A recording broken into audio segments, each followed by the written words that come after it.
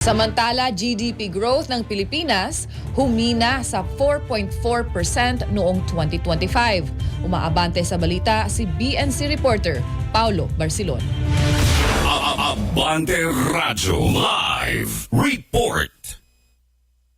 Mayang buntag, Bea, ayon kay Economy Planning at Development Chief Arsenio Balisacan, isa sa mga pangunahing dahilan ng paghina ng ekonomiya ay ang pagbaba ng tiwala ng mga mamimili at mga investor bunsod ng flood control scandal. Aniya, dapat pabilisin ng gobyerno ang pagpapasa ng mahalagang panukalang batas gaya ng pagbabantay sa public spending, ang Party List System Reform Act at Anti-Dynasty Bill upang maibalik ang tiwala ng consumers at investors. Dagdag pa ni Balisacan, dapat may kasamang mahigpit na spending safeguards at malinaw na master plan ang lahat ng ipatatayong infrastructure project. Sa katunayan, noong fourth quarter ng 2025, naitala ang pinakamabagal na paglaki ng infrastructure spending ng taong yon sa negative 7.1%.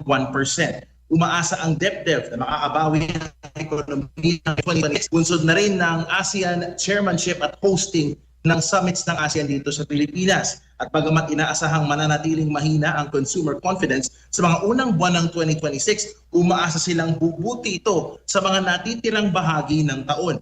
Ayon kay Balisacan, binago rin ang GDP targets ng pamahalaan para sa 2026 at 2027. Ito ay nasa 5.6% for 2020 or 5 to 6% rather for 2026 at 5.5 to 6.5% naman sa 2027. Samantala, bumagsak din sa 3% rather ang GDP ng Pilipinas sa ika-4 na quarter ng nakaraang taon. Yan ang pinakamababa mula noong 2011. Mas mababa ito matapos baguhin ng PSA ang GDP ng third quarter 2025 mula 4% to 3.9%.